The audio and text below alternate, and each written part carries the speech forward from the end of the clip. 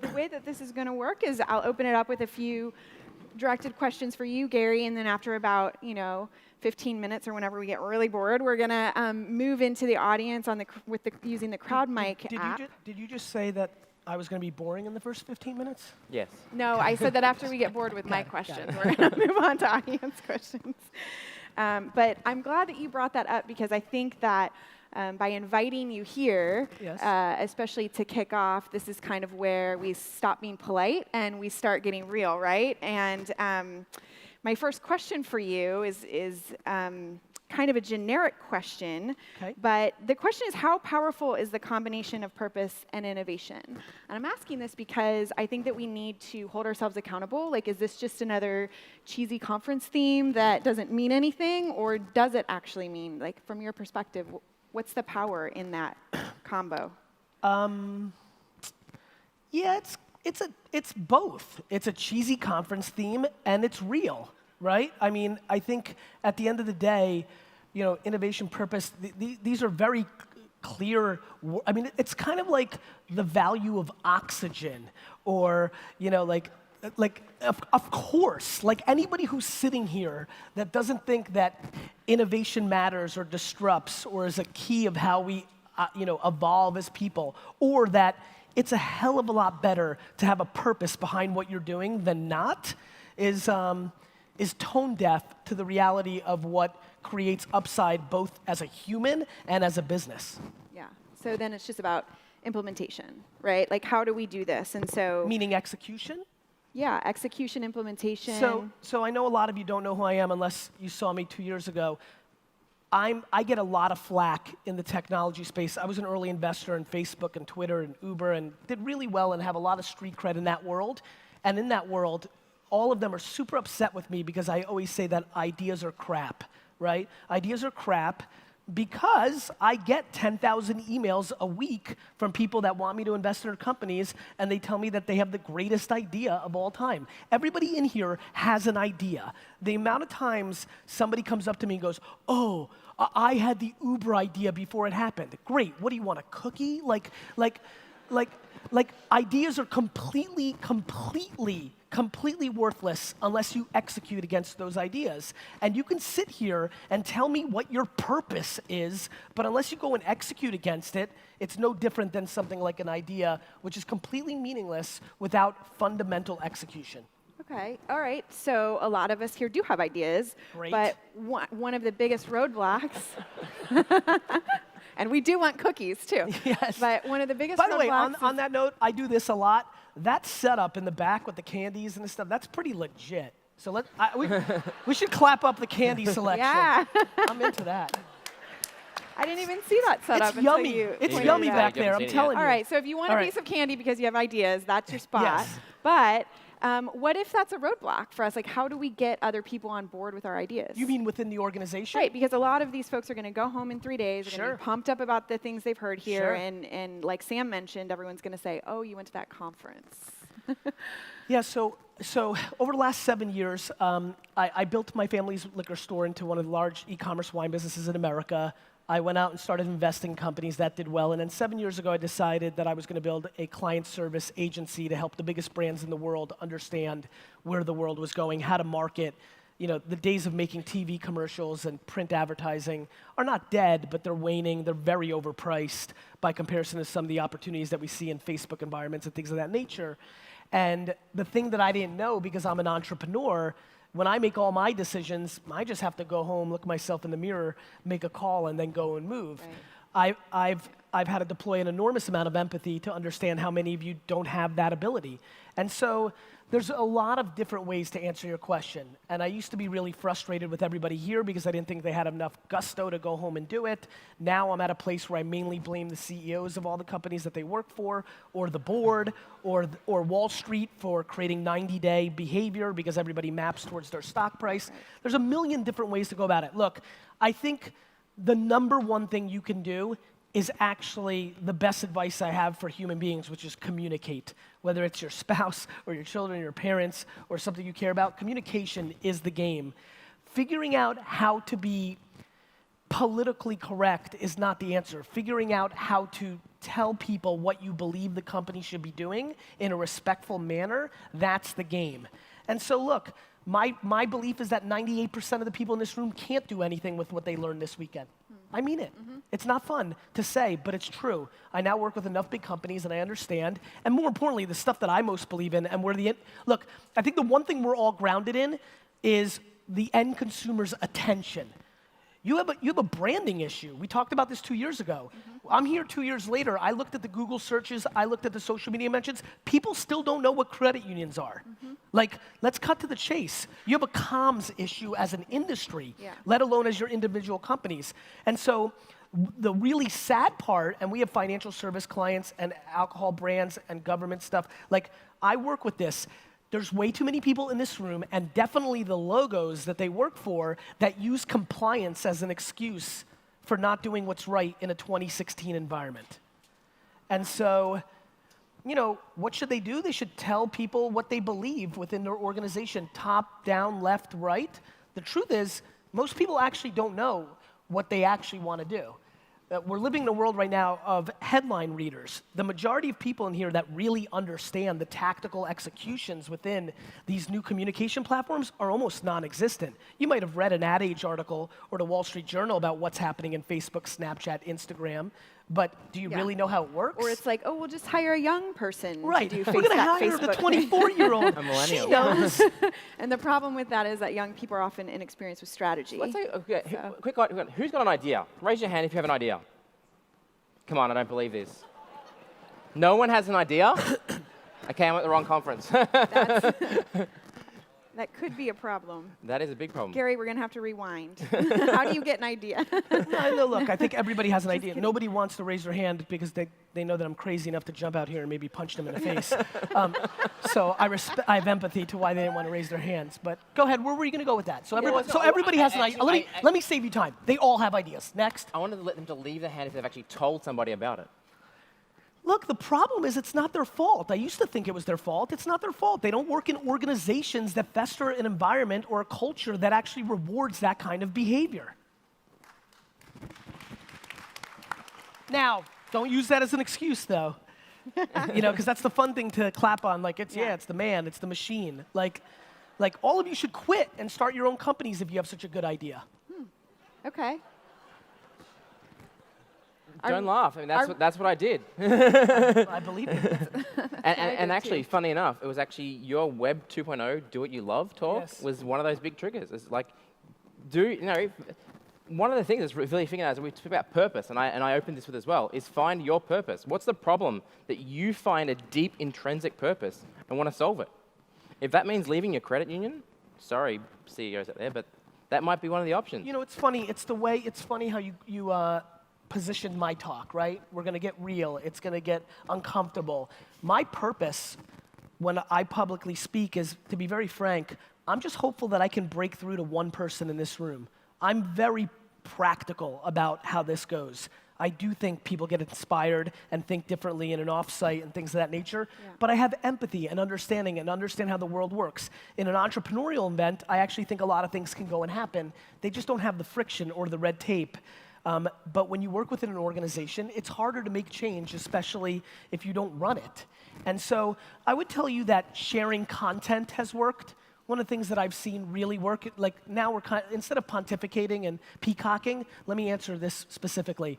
If you really care about this and you believe in certain theories, I would find these videos and articles online and I would share them via email within your organization. Chipping away like a woodpecker over and over with that content has actually brought a lot of change with a lot of big organizations. I also think things like this, but on a company-wide level, where you bring in people that are thinking about the world differently than you, with senior leadership at the event, has been a very remarkable way to do change. It makes me sad that my company has done 2 or 3 or 4 years of good work, sold a lot of products for clients, but we may move the needle just a little bit, and then maybe one keynote that I do with leaders moves the organization 10x. And so I don't like that because I feel like that's overvaluing sizzle over steak, but it's the reality of how human behavior works. So I do think if you have the power to create off-site events or program information to senior leadership in whatever environment, one thing that somebody took from advice from a talk like this, she joined the committee that puts together the end of the year offsite and then programmed a bunch of characters that looked like me, and it was the most meaningful thing that happened to that organization. They changed their behavior, and they're having one of their best years in 17 years right now as a publicly traded company. So there's things to do. It's fun to clap that the man doesn't let you and your organization doesn't support it, but at the end of the day, we should really put our big girl, big boy pants on and try to figure out how to make it happen. So that's obviously to the individuals. We've got a question here that's come through. I want you to answer this to the CEOs of these companies. The question is, how can they foster more entrepreneurial culture internally? Force it. Being a CEO is being a dictator. Create the rules. Simple. More questions. Bring it on, Sally, Scott. you're the CEO. Make the Yeah. rules. Force everybody to spend 20% of their money on things that don't have an ROI that is scored within internal, are things that you've never done before, and reward people for the behavior of spending 20% of their time and money on something that you can't measure or that you've done historically. You just solved it. There you go. Go do that. Simple. So just a quick reminder, everyone, you can ask Gary a question. By the way, I apologize. All right. This is important to me. I'm the CEO of my company. I have 650 employees. I tell them that they get scored on culture and emotional intelligence over bringing me money, over doing the best work, It is the North Star. The North Star that people get rewarded for is how they play with the other girls and boys within the organization, because I like continuity, because continuity leads to speed. I think speed is the most important thing in business. And then when we reward it, where the nicest people get raises and promotions, even though they may be a B talent, and the guy who's an A talent but is a little bit of a douchebag doesn't get promoted, that everybody starts believing what I actually care about. Because being a CEO is a dictatorship, so I make the rules and then I act on them. So go do that.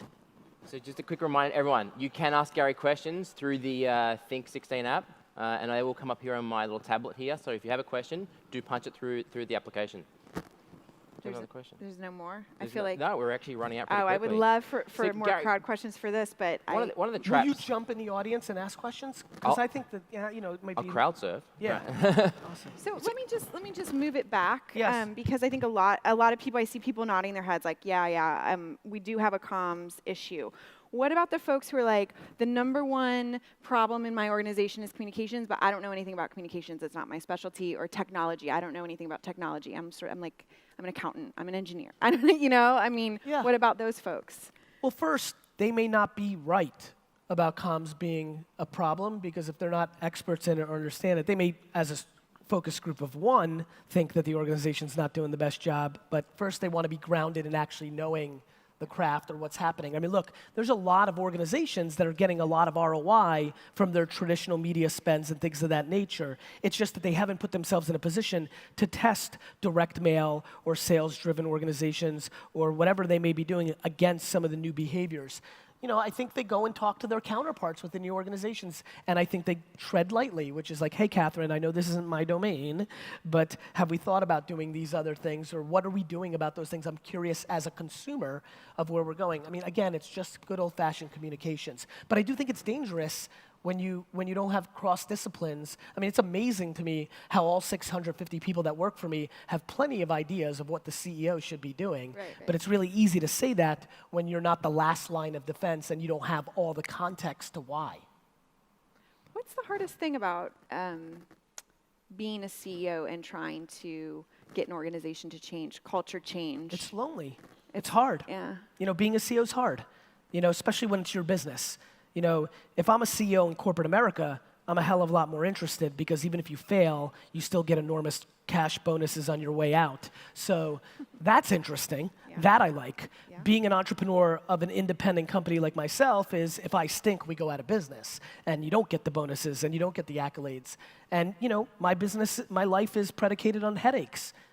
20 minutes before I got here, I was in my hotel room here. It's so beautiful here. I don't know if you saw the ocean. It's gorgeous. Everyone's having a good time. There's candy for days in the back room. And what am I doing? I'm in my room dealing with 4 major headaches, problem after problem after problem. Plus, I'm an HR-driven CEO, so I like to get into the muck. So, meaning like I really fundamentally care about their opinions on, I'm really the head of HR even though I just hired a chief heart officer to really enforce HR. But, you know, I could be on a call in a couple hours. That's Susan who says, hey, Gary, Karen's trying to ruin me. You know, that could be like 40 minutes of my day. Right. You know. So, you know, what's it like to be a CEO? It's lonely. You know, listen, it's really fun to be able to clap up like, yeah, it's the machine, it's the man. I stood in front of my entire 75-person office in LA and said, look, just so you understand, everything that is wrong with this company is my fault, all of it, because I empower all the other people that are screwing up, right? So, you know, how is it? For me, I love it. It's, you know, I love the action. I'm an entrepreneur. It's my oxygen. I couldn't do anything else. I've never worked for anybody else. I don't know another gear. It's my DNA, but it's not that easy. Like, we're living through the greatest era of fake entrepreneurship right now in America because everybody in their 20s is popping out and they're the next Mark Zuckerberg, and we have 99% of those companies about to go out of business once the next financial crisis, which I hope happens soon, comes, so that we can wipe out all this fake entrepreneurship and all this bull crap. But, you know, it's hard. Yeah. I mean, you look at the universities in America right now that have entrepreneurship at the forefront, Babson, UPenn, they have the highest rate of suicide because a lot of kids right now think that it's just so easy to, like, when did this happen? When did everybody just think they can build $1 million business just because you live in America and you're 24 and you have a hoodie? Right. And you I go, should have worn yeah. a hoodie. Yeah, we were Right? thinking about wearing matching hoodies. But this is what's happened. Like, there's a stunning conversation because entrepreneurship is very Americana. It's very hot right now. But being a micro industry celebrity, it's crazy to me how much the entrepreneur is being put on a pedestal. I'm feeling it enormously, and I think it's dangerous because I don't think people think they can just be LeBron James. I don't think people think they can just be Beyonce. I don't think they can just be these things. Yet for some reason, we're in this place right now where we think we can just build these $1 million businesses. And entrepreneurship is a skill. It's a talent. It's like, you know, most are born with it. You could be better at it, but to be a great one. And then we have a crazy conversation around income. Like, the fact that the bottom of the 1% earners in this country make $400,000 a year, yet all these 20-year-olds think that $1 million a year is like the baseline for like maybe being in the game. We are just completely in outer space right now on this conversation. Yeah. Interesting. I was going to change gears. Someone's actually Okay. reading your blog live while you're on stage. Okay. So we've got a question on your blog. It says, in your last post, you talk about using empathy to make a sale. Yes. How can this audience use empathy in their daily business? I think empathy is the greatest trait that I was gifted by my mother, and I use it every day. I think it makes me a great salesperson. I think way too many organizations don't deploy empathy ever, and most of all, not on their end consumer. Most of you think way too much inside of a bubble, and you get into a room and you whiteboard in things that are in your best interest, but not in the end consumer's best interest. So empathy is completely left at the garbage before you walk into the door. And for me, I try to run my organization and my offerings, and when I sold wine, and when I sell books, and when I sell client services, and whatever I do for the rest of my life, my goal is always, how do I deploy 51% of the value of this transaction to the other party? And I use empathy. I try to understand why. This organization needs to take a step back and understand why nobody in America knows what a credit union is. That would be the first step to a lot more money made for everybody in this room. Not you're emotional to why it's not happening, not that it should be happening, not succumbing to it's happening, but understanding why it's happening. And then that would help, and the way to do that is to deploy empathy and understand what's happening in people's day in, day out lives that isn't allowing us to penetrate them with the messaging that describes what we do for a living. And what are some of the techniques you use to gain, you know, an empathetic understanding of the consumer? Like, if you were in the credit unions, would you do consumer polls? Would you go talk to students? Or how do you actually do that, you know? Yeah, that's a good question. So I think what you just mentioned are non-empathetic machines doing tactics to try to fake empathy. Okay. What I would do is try to find empathetic people and empower them to do shit. Pretty simple. I mean, Right. I mean it. Like, I don't know. Like, you know what's funny about how many you should people? drop the mic and how walk many off. people? How many people in this room? I want to see this. How many people saw The Big Short? Great. I literally believe that marketing and running businesses in America are going. Oh, if we can keep this on, it'd be amazing because I'd like to start interacting with everybody. I literally believe that that's what's happening with marketing and running businesses in America right now. Everybody knows, but like nobody's doing anything about it. Like 90% of my customers are throwing their money directly in the trash. Like watch this. This is gonna be fun. Let's agree on a couple things. Let's agree that this is not a 14-year-old aged teenage girl crowd, right? Can we agree on that? Good. By show of hands, how many people in this room now when they watch television, watch it on their time? Not watching it when it actually aired, but outside of live sports, you watch on TiVo, DVR, Netflix, on demand. Raise your hands. Oh, weird, everybody. How many of you, when given the option, fast forward every single commercial? Raise your hands. Everybody. And even if you're lucky enough, even if my clients at Toyota, Unilever, Pepsi are lucky enough that you get a commercial shown to you because, I don't know, you dropped your remote control off the bed, right? Even if that happens. The second something goes into commercial, every one of you grabs this. My friends, attention is the only thing that matters. Before you can tell me how great your credit union is, how great your sneakers are, how great your book is, how great your service is, how great your jam that you make in your home is that you want to sell me, before you do any of that, you have to have my attention, and then you can tell me your story. The organizations in the world, organizations in this room, are throwing good money directly in the trash because they're marketing like it's 2009, 2004, 1997, or 1972. This is an old crowd. And none of you are consuming commercials, and $80 billion are being spent to make them and distribute them. Nobody here is going home and carefully going through their direct mail.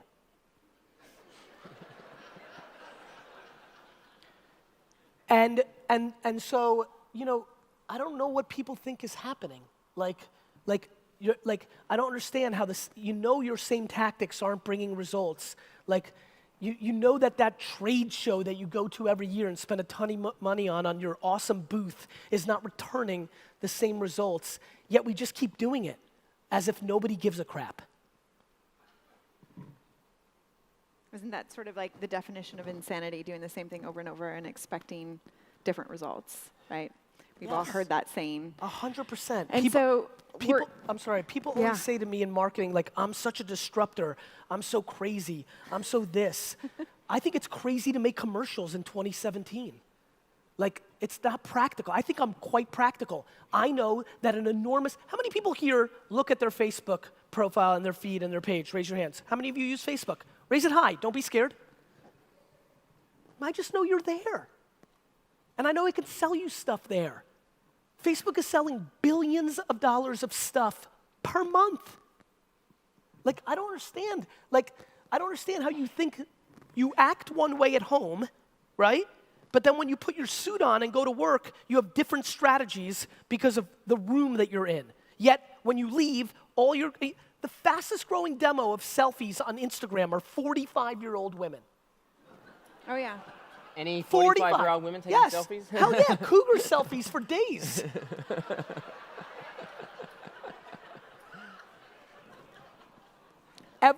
50% of this room in 24 months is going to be living in Snapchat. 80% of it doesn't even consider using Snapchat right now. So yeah, this is a great segue. Who here uses Snapchat? So Gary, how many people here have never heard of Snapchat? It's okay, raise your hands. That in itself is pretty impressive. And it's maybe, in 18 months.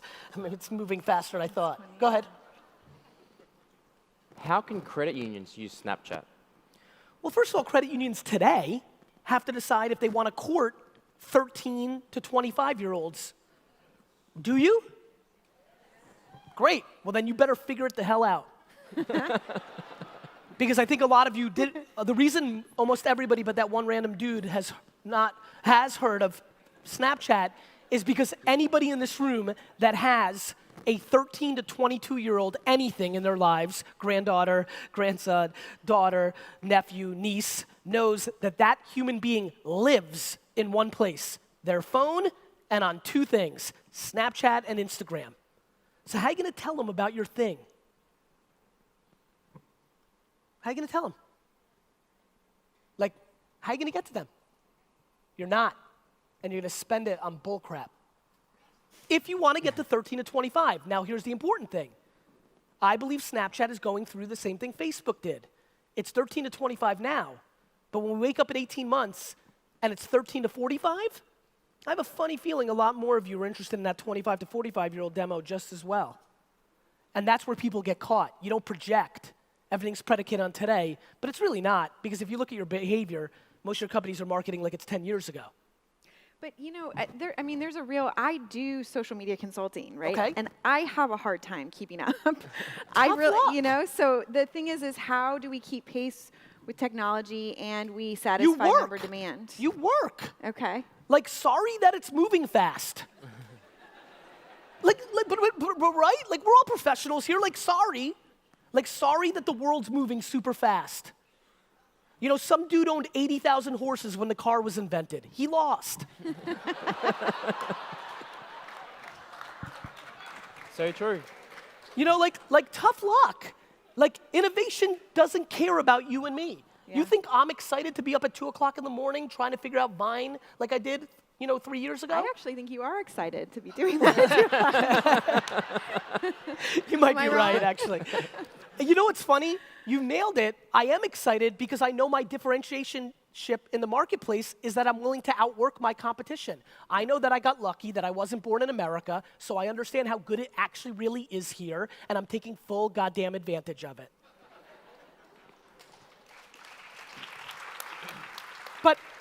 But this is what I hear all the time, and I know a lot of you know this, right? And this is very pungent to the 50 and older crowd that I see in this room. Guys, I'm not interested in this excuse that I didn't grow up with it. I didn't grow up with it. I'm 40. When I was 18 years old, I'd spent 5 minutes on a computer in my entire life. I didn't grow up with it. Yeah. You didn't grow up driving. You figured that out. Yeah. So this excuse that you didn't grow up with this is just not an excuse. You're more than welcome to not use it as a human being. I'm not in charge of that. But if you are in the business world and you are disrespecting these platforms, you are vulnerable. Yeah, I didn't grow up with it as more like I'm just not interested in it. No, right? It's just that, you know what? I don't really give a crap. I'm tired. Yeah. I've been working a long time. I hate that it's changed. It's not in my best interest. I spent 20 years growing in this organization, and now I know something, and now the whole thing's being changed on me. I don't like that. I don't want that to happen. So I'm going to connect a couple of dots Let's sit here. there. Yeah. Sorry. But this is the dangerous formula that a lot of you are going through. I have empathy. It stinks if you're in PR and you spent 22 years in it and you moved up the ranks and you've got all those relationships and now it doesn't matter as much. I get it. I'm not happy about it. I just don't know any other gear than dealing in reality. I wake up every morning trying to put myself out of business. What do I sell and how do I sell it and who could put me out of business? And I'd rather do that. That's how I innovate. You know how I innovate? I try to create products and services and do behavior that is the behavior that would hurt me if somebody else did it. Because it's a hell of a lot more fun to put yourself out of business than have somebody else do it for you. So I want to connect a couple of dots here from what you've been saying. Okay. One, empathy was about understanding why something exists. Yes. And then we've got on to Snapchat. Okay. Now I know the answer to this question, so I can bail out if you don't know the answer. Why does Snapchat exist? Why does Snapchat exist? Because communication is the foundation of how human beings act. And communication has gone from drawing stuff inside of caves to standing on top of mountains and making smoke signals. Go read what people wrote about the invention of the telephone. It was going to ruin us. We made it, right? Snapchat exists because it was an ideation and an evolution of communication within the mobile device, which is the single most important thing in our society. Guys, how many people here within every 24 hours, including when they're sleeping, are always within arm's reach of their telephone? Raise your hands high. Look at this. Not 14-year-old girls. And the important part is, 10 years ago, 50% of this audience would have sworn they'll never get a cell phone. That's right. And so there's 60-year-old dudes in here who texted a poop emoji last night. I mean, look at this lovely lady. She's got 2 technology devices, a phone and an iPad, and she's 80 years old. Kidding. Are you on Snapchat as well? I mean, but the point is, and obviously I was going for the laugh there. You look amazing. I'm gonna kiss you on the face when I get done with this talk. I want people to understand, you guys know this. Your parents are on this. This is real. Like, how are you possibly disrespecting this still because your organization doesn't support digital spend or digital native activities? It's crazy. It's over. I don't care how you want it to be. It's the way it is. And by the way, you take the negative view on this. Let me talk to you about something that's going on in society that I know all of you have judged. You go out to a restaurant and you see a couple and they're having dinner and they're both on the phone. And you just love to say to your partner, hey, do you see that? How sad. Right? You love that, right? You love judging, don't you? Right? Here's what I see. I see 2 people that 15 years ago would have had dinner together, would have sat across from each other, and wouldn't have said a damn word to each other. Remember those conversations? You've seen that. Couple sitting right next to you, not a word. So you know what I think this is? It's a blessing to those 2. It is. I'm happy for those 2 people that they can actually be doing what they actually want to be doing. True. Sam, you got a question? Yes. Is this thing on? Here I am. Okay. So we talk about this, that marketers, credit union marketers, we just have to get the story out. We have this comms challenge. But what I see a lot in credit unions is that marketers are held to an ROI to push a very specific product, that they have to take that to the board, it has to get approved, it's like marketing by committee. We are kind of hamstringing our marketing teams within our credit unions that they can't just freely post on Snapchat when they wake up in the morning and say, I'm so jazzed to go to my credit union, this is my story. We tamp that down. That's why. How do we shift that? A, that's why so few people know about this, period. And B, you change the rules from the top. Like, again, who's the CEO in this room? Raise your hand. Jeez. One more time, just hold them up. It's on these lovely people. She's in charge. It's up to her. And by the way, I have empathy. Listen, I've spent enormous amounts of time, and this is an absolute bragging moment. I've spent enormous amounts of time in the White House with the President of the United States to go through the legalities of comms for financial institutions and other things. There's plenty that you can be doing. It's a complete and utter cop-out to use it on compliance and rules. It's that you don't understand it fully, you don't understand the ROI, and that's fine. But there's a very big difference between branding and marketing and sales. They have different functions. And way too many people think that marketing and branding is sales. It's not. And sales is important. I'm a salesman. I'm a salesman who just happens to respect what branding and marketing does because it makes my job easier. Because Nike and Apple, they don't transact me. These guys don't sell me. They won me on branding. I buy it mindlessly. Yeah. Sam, should we go? The other thing that really pisses me off, sorry, we talked about this 2 years ago, but I'm gonna pound it again. We lived through a 4-3-2, and it's still lingering, but not as much. Missed opportunity by you guys. We lived through a 3 to 4 year window where the main competitor of banks were the worst evil in our society, and we didn't pounce on the moment. It's true. And so, like, to be honest with you, that actually gives me very little reason or hope to think anybody here is gonna do anything about what I'm talking about. You missed the greatest opening of all time. You just let it go by. insane. But I think it's still here. Not as good. Not as good, but Not as definitely good. still there. It's always there, but guess what? It's going to cost you a hell of a lot more money. Not as easy. Like, I don't want to let them off the hook. No rainbows here. You screwed up. Okay, well, I'm going to be the Pollyanna and say I think that logistics thing. We're getting prompted on mics. We can't see the audience. If you can turn the house lights up, that'll help us a lot. Okay. Hi, Gary, question for you. So What's your first name? of all, it's terrifying asking you a question. Second of all, this is not my question, but it would be great if you could run for president instead of the selection that we have. So that's the next Can thing. you help me on this? I was born in a foreign country, so they won't let me go, but I promise you I would make a run if I could. So my actual question is, I'm actually a customer of yours. I have bought wine from your wine site. Thank you so much. I actually bought it the first time I heard you speak, and I went right out and bought some. So as a consumer of yours, I follow you on Facebook as well. You've yet to reach out to me as your customer and ask me why I haven't bought from you in the last 8 months. So what do you do, A, to listen to your customers, and B, what do you do to instill and allow change from your employees within your own company? Yeah. So we've been running data on remarketing for a long time at Wine Library. So Wine Library, I haven't run actively for 4 years, but your second point is far more important to me because you're right, it's all about scalability, right? Like, I can't do everything myself. I can't call you necessarily. So we ran data on remarketing to non-returning customers over a 7-year period from 1999 to 2006, and the cadence on the recall for us is actually now 1 year.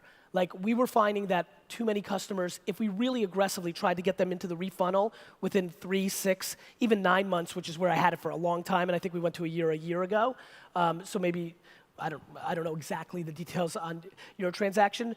One of the things that we did 4 or 5 years ago is create a thank you department, because I wrote a book called The Thank You Economy. And so when you get hit up in 4 months, it's going to start with a phone call, because we think the human element has much more ROI than the email element. And obviously, there's a lot of ways to go about it. But at Wine Library, we CRM, the 1.2 million customers that have come through the funnel through the years pretty aggressively and remarket. We even did something where I'm trying to call my own bullcrap. We just did a direct mailing piece because I always, and I mean this, I'm not a technologist, meaning I'm not obsessed with Facebook and Snapchat. I'm obsessed with the price of attention, right? So like, direct mail's expensive. I guess the stamp went down 2 cents, but I'm always triple checking if it's still ROI positive. But to answer your question, on the VaynerMedia side where we work B2B, we have 100, 200 point customers that we work with, and we kind of watch their social, what do they care about. We stay very high touch. On the wine e-commerce business that has a hell of a lot more customers, our remarketing when they're out of session starts at 1 year and gets more aggressive at the 2-year point. But what's even more interesting, and I'll add on to your question because it's the right energy of a question, what we're doing with people that are in the cycle lately has been even more fascinating, which is we are triple downing on using technology as a gateway drug to human interaction. So we're spending a ton of time now mapping people's Instagram and Twitter accounts, figuring out what they care about, and then using that as a proxy to get them into a phone call conversation. Like, actually, what would it look like if we had 80 phone people that used technology and big data to create more meaningful relationships, knowing your key events? One of the things I'm building right now, it's actually done, I'm just testing it, is on your account at Wine Library, if you want to give it to me, and we're going to ask for it very black and white, no tricks, no games. We're going to say, hey, we'd like to know the birthdays and biggest events in your life, and if you want to give them to us, the 10 days leading up to it, we will give you recommendations on wine and free shipping predicated on anniversaries, birthdays, things of that nature, and plenty of people will think that's creepy and privacy. Way more are going to think it's a service and good, and so hacking away. It's an interesting flip on that, and so I've done a lot of work in the financial services sector on the negative side of this. And so insurance is the one I know the worst, is that insurance has such a negative conversation with the market to the point where the research I did in the US, most insurance policyholders only speak to their provider maybe 1 to 1.1 times a year. 75% of those discussions are negative. So It means it's a claim, a complaint, or a cancellation. So when you think about insurance, everyone has, even as a consumer, you have a very negative perception of that brand. So every time you speak to that brand, it's like asking Gary a question. Look, there's another thing that's emerging, guys, which is time is becoming the #1 asset, right? Besides health and well-being and money, time has emerged as one of the core things in our pillars. So, one of the crazy things, back to the phone thing that's interesting that we're trying to do, we're fighting a trend that I believe. Watch this. By show of hands, and remember that lying is the devil, how many people here are now mad when another human being calls them on the phone? Raise your hand. Raise it high. This is super interesting now. We're in a place now where technology has gotten into a place where you don't understand why somebody's calling you. They should email or text you, and you will get back to them on your time. I mean, literally. And so we're just living through a lot of changes in our society. Guys, this is the single biggest culture shift of communication in our society in the last 70 years. I mean, this is a big deal, this transformation to the internet age and to the mobile age. This is a major shift, and it has massive repercussions on our businesses. So, I mean, what do you think is the biggest opportunity for credit unions right now, given this mobile shift? Well, first, very, very honestly, what I'd like to do is look under the hood on a P&L in one of these CEOs and understand what they spend their money on to try to make the thing that they want to make happen. So I think the biggest opportunity is, when's the last time everybody here who runs one of these businesses sat down and looked at every dollar deployed on people, infrastructure, marketing, the whole nine, and said, what does this penny do for me to get to what I want? The problem is that 80% of the behavior that is being done by companies is things that have been accepted as tried and true, or costs of business, or just things that they're accustomed to. In that 80%, 50% of that stuff is vulnerable. I'd like to take that 50% and get them to start using it against modern behavior that can lead to a funnel of acquisition of the kind of clientele that they're gonna be looking for them to be in business over the next decade. Yeah. That's what I would do. Audit. Who's got a question? Where are the mics? Question here for you, the audience. Yes. Does WineLibrary.com have a mobile app? No. So we're mobile optimized, but we don't have a mobile app. Truth be told, it's really interesting. Like we've A/B tested that a little bit, but I'm not running the business day in and day out anymore. And to air a little bit of dirty laundry, my dad is a cliche operator that bothers me the way he operates. I'm not there every day. It's a family business. As you can imagine, there's enormous emotion around family businesses. He ran it for a while. I ran it for a while, changed the landscape of the business. I'm doing other things. And even though my dad knows what I do for a living and grow other people's businesses, he's pretty steadfast on doing certain things the way he wanted to do them. It has not worked over the last 3 or 4 years. And now finally I'm back to doing certain things. So that's what's happening there.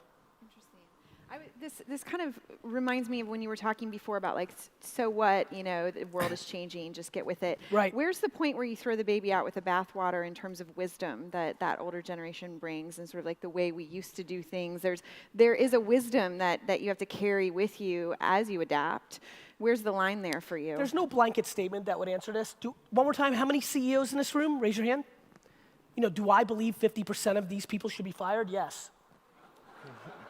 But I just don't know which 50%, right? So, and what I mean by that is, in this scenario, and obviously I'm going for shock effect with saying that to the people that just raised their hands, but the truth is, it's the ones in this room who've used wisdom and converted it into romance, and being romantic about how you do things is the quickest way to go out of business. Mm-hmm. I just don't know which ones are romantic and only leveraging wisdom, right? And I don't know which ones are just not knowledgeable what the alternatives are, and they're open to it, but their partners or their people in their organization haven't broken through to them and put them in that position.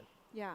Has there been a moment with you and your father where he has sort of shown you the light on something where you were like, oh, my new ways aren't working? Yeah, not when so look, I took over my dad's business. It was doing $3 million a year on 10% gross profit, which means it was making $300,000 a year before expenses. And in 5 years with no cash infusion, I grew it from 3 to 65 million in revenue.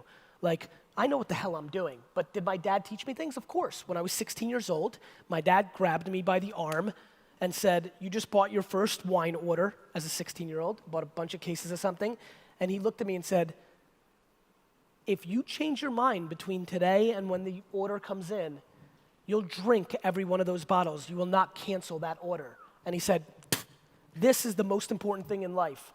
And it was the best piece of advice I've ever given because, as you can tell, I'm a more refined version of myself at 40. Imagine how full of crap I was at 16. So sure, but listen, at the end of the day, results are results. You know, Yeah. I knew what I was doing. There's a reason the business has been flat since I've left. There's a reason that in the last 4 years that I've run VaynerMedia, it's grown from $3 to $100 million in revenue. Like, I've got plenty of stake along with the showmanship that I deploy here on stage. I just happen to do both. But not really. Most of the arguments my dad and I had in that 8-year period where I really ran it, I won almost every one of them. That's just the truth. Because my dad is romantic and emotional, and I'm not. Because I know the market doesn't give a crap about me. Yeah, interesting. So we've got a question over here. Gary, first a blatant suck up. I agree with you completely about the results of 2008 to the current period. But I think the reason is, and with all due respect to co-op, that we've got a bifurcated industry. We have 2 trade organizations. We have multiple plastic card services. We have multiple networks. Yep. We don't talk with one voice Yep. to the American public. Yes. There are 6,500 credit unions. We Yes. talk with 6,500 plus voices, and we get lost in the noise. I think that's an easy way to pass on the buck. My belief is that that one of the top 10 credit unions actually did the actions and did the marketing themselves, that they could have dragged everybody along. I mean, why didn't they? You know, the truth is, I don't want to pontificate on stage. I don't know. Maybe they thought that they were associated with financial institutions. I'm not sure.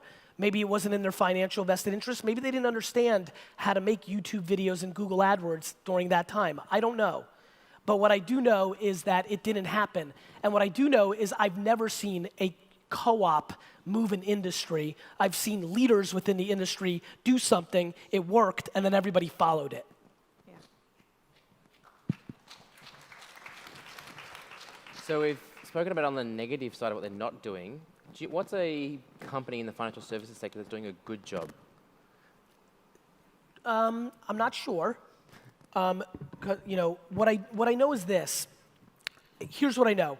And a lot of this is headline reading, and I'm scared of that. So all my answers are about to be completely unofficial because I hate anointing things if I don't know things under the hood. But I do know from a branding standpoint that Amex's Small Business Saturday is the kind of way we need to be thinking about it. Like the data that I've looked at, and I don't know how successful it was compared to what they spent against it to make it happen. But when you look at conversion rates of small businesses who were not happy with how much percentage Amex takes and had a lot of energy to push you towards Visa and MasterCard, over the last 7 years of that Small Business Saturday campaign, they've been able to win more accounts in small businesses around the country on the branding that they're small business friendly, even though they're still taking 1.3% more of the transaction than their competitors. So that to me is interesting.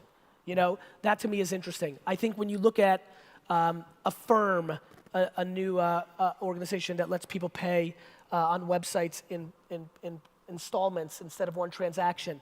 When you look at how PayPal did customer acquisition, there's things out there, Mint and things that there's certain things out there, but the truth is I don't like to, you know, I don't spend a lot of time looking at what people are doing outside of me or my clients, even the competitors of my clients. So I'm not sure, because my North Star for doing something well isn't you liked their commercial or you liked their campaign or you thought this bank or this credit union did a nice job on Instagram. I want to know what that money that they spent on meant to their bottom line as a business. And without looking under somebody's hood and understanding that, I just don't know. So would I be right in saying you don't currently have a financial services client? So we do, but I'm under a lot of NDAs.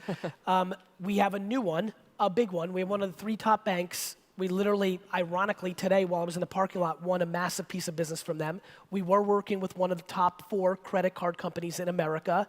We didn't see the world the same way, and I'm super rich already. I don't need clients that aren't going to do the behavior that is interesting for me to learn from, so that one ended. Interesting. Who here would like to be a Gary Vaynerchuk client now? There's a question. Question over here. Yeah, Gary, you've indicated that you think that being emotional and romantic is a fatal flaw Yes. in a business, but that you rely heavily on being empathetic. Yes. Can you help me parse those 2 concepts a little Yeah, bit? they're contradictions. So way to sniff it out. You know, I think that way too many people, when I say emotional and romantic, they are not respecting what the market is doing. I actually think they're completely opposite things. I use empathy to try to figure out what the market is doing and then give them what they want. And I define being romantic and emotional about things is something's happening that's not in your best interest in the market, but you don't want it to happen, so you could create a delusional conversation with yourself, making pretend it doesn't happen. Or worse, and this one's really is a big one. Or worse, you as a human being recognize that you're not gonna be in that company 2 or 3 years from now, and taking money and investing in the logo's health in a decade is gonna lower the margin and profits for the company over the next 2 years, which means when you leave it, you don't leave with as much money personally because you weren't as profitable because you invested into the future that didn't have immediate returns.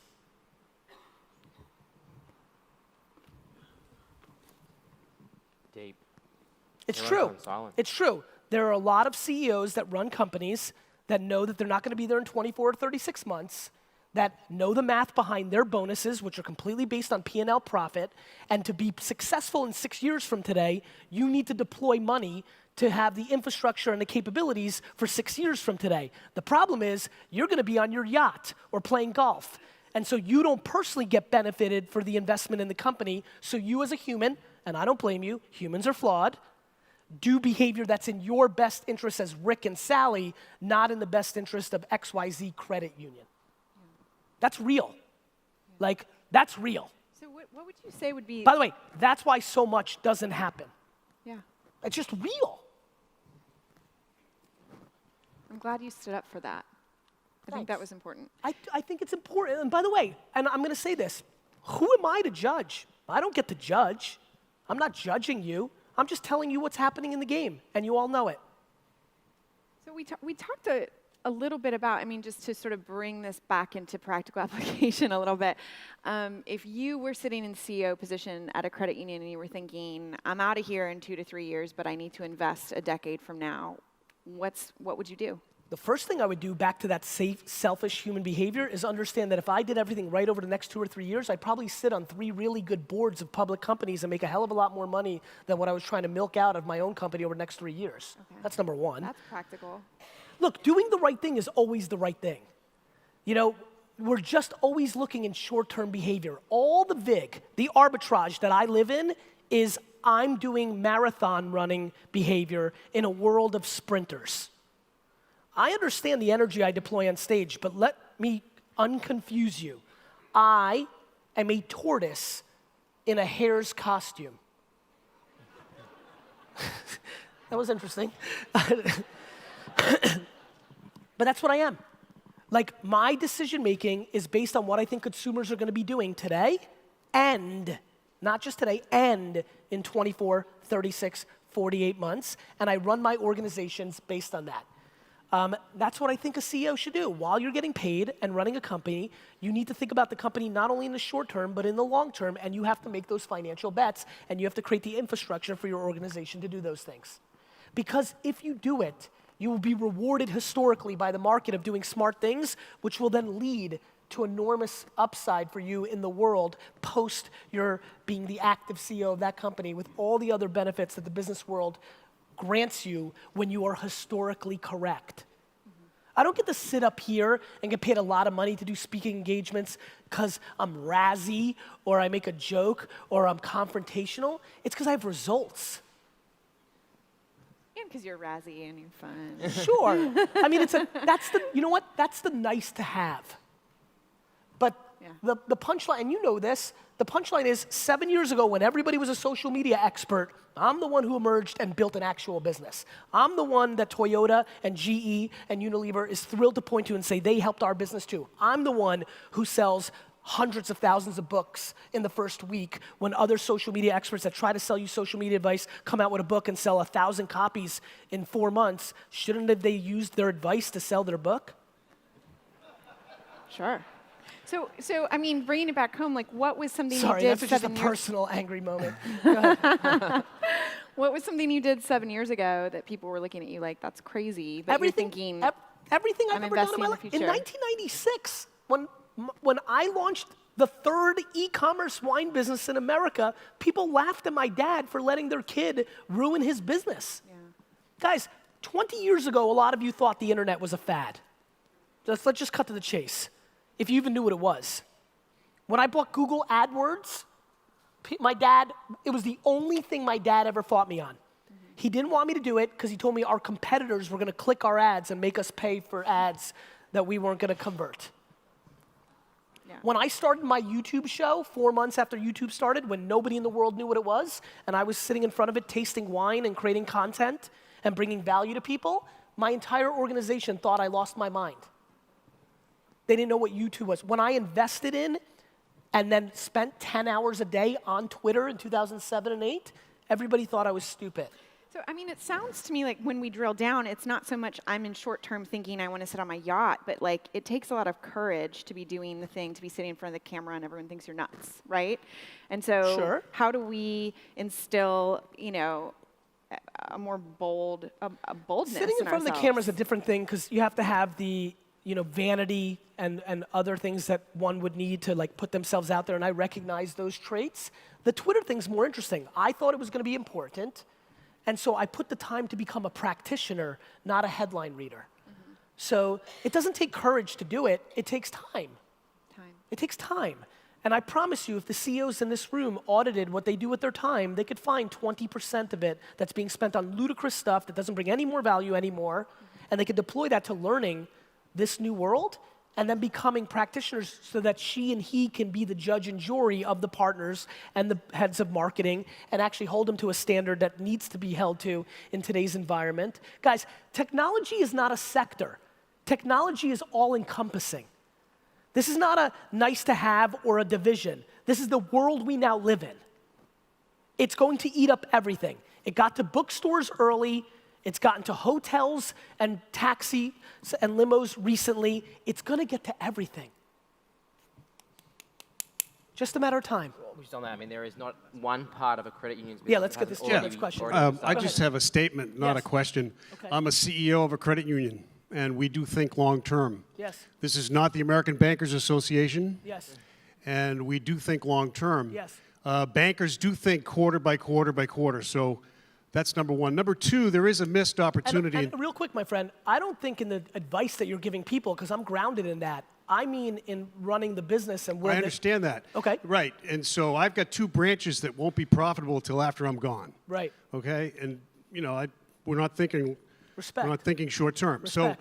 So the other thing is, in 2008, there was a missed opportunity. It's back, okay? And the reason is because it's election year. Secondly, Big Short, you mentioned. Yes. Everybody understood that, right? Yes. So election year, Big Short, the budget deal in 2015 Yes. in December, the bankers pulled Dodd-Frank out. Everybody missed it. So if we had one voice speaking about that, we've got another opportunity. So I just want to let you know that. We are bifurcated. I do believe that too. And that's a problem. But if we did have a one voice Yes. that went after this, Yes. the American public would understand that. Well, So let's stay on this, because I agree with Sure. you, and I appreciate the energy Sure. you're bringing.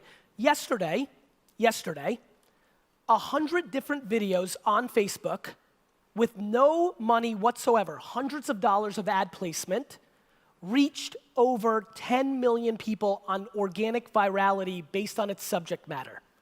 Your ability tomorrow as an organization to make a video on this story to educate the American people without any of your friends in here joining you, spending $1,000, $2,000 to produce it, whether you, and I think you come across great, so if you want to do it or if somebody else wants to do it, fine, and then spending another $2,000 on ad spend against fans of Bernie Sanders, fans of Donald Trump, fans of Hillary, you know, the political or other different segmentations, fans of banks, fans of organizations, Fight the Bank, America for This, what have you, all segmentations that you can target on Facebook.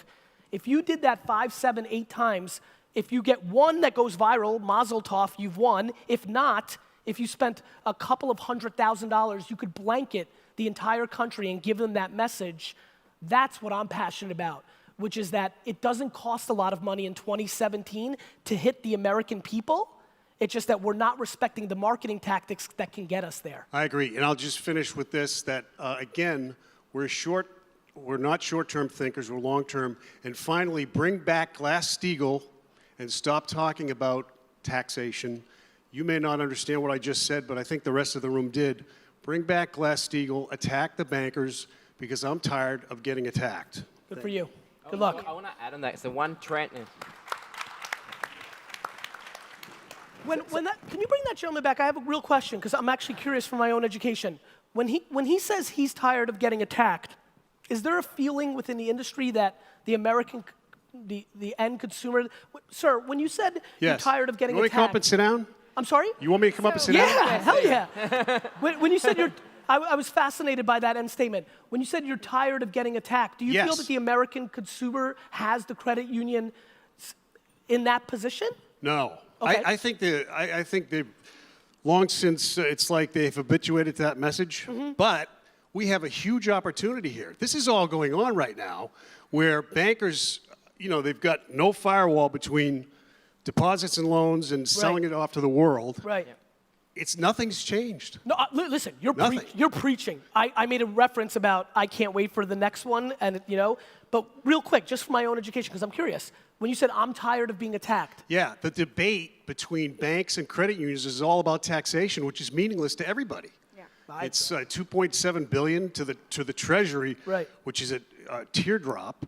But think of how much money the banks cost American people. You're preaching. And the message is not getting out. Do you think any normal American knows about this debate between the credit unions and banks? I think they understand that banks created it. I think there's a message problem with regards to getting that message out to the American people from the credit union industry. It's not there. Right. It's empty. And so this is what I was going to add there. It's huge. Your opportunity here is, so there is actually a large movement, it's predominantly coming out of Canada at the moment, of a consumer movement back against the ethics of how banks make money. The reality is Gary has a spare $1,000, I need $1,000. There's this other company in between that makes that transaction happen.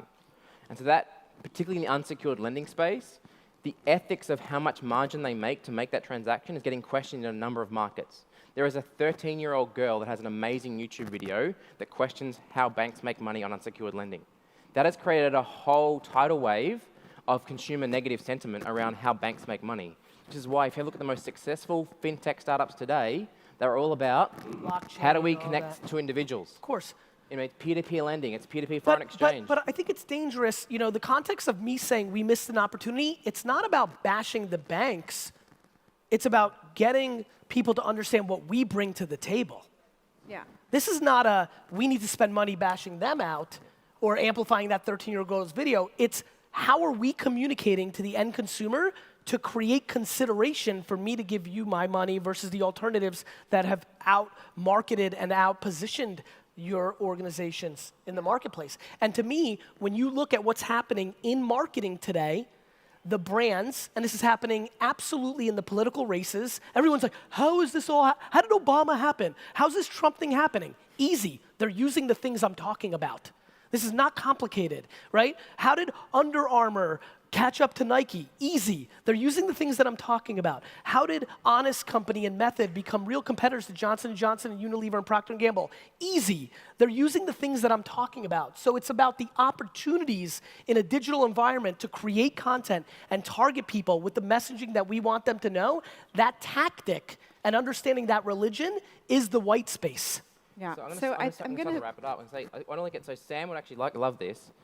The message you want to tell your consumer is Sam already put it up in the very first purpose video. That should be your brand. That was an amazing video, Sam. I applaud you missed it. Sorry, Gary. It's all about the purpose of a credit union.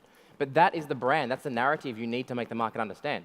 It's already there. Or, real quick, because I'll just leave a tactical thing for you, it's not. We don't know. But you can spend very little money deploying this in a Facebook video environment and reaching tens of millions of people and seeing how they react to it in the comments, qualitative feedback at scale. And you can make 40 different messages. Like for the credit union, you guys don't need, the milk campaign. You don't need one shining star that's going to save it all. You need to have a process that makes 87 different potential stories and videos go through the Facebook environment that has hundreds of millions of users on it and see what people react to and then triple down on that. Yeah. Got it? Yeah. I'm going to stop us here, but I think that this is a great place to end.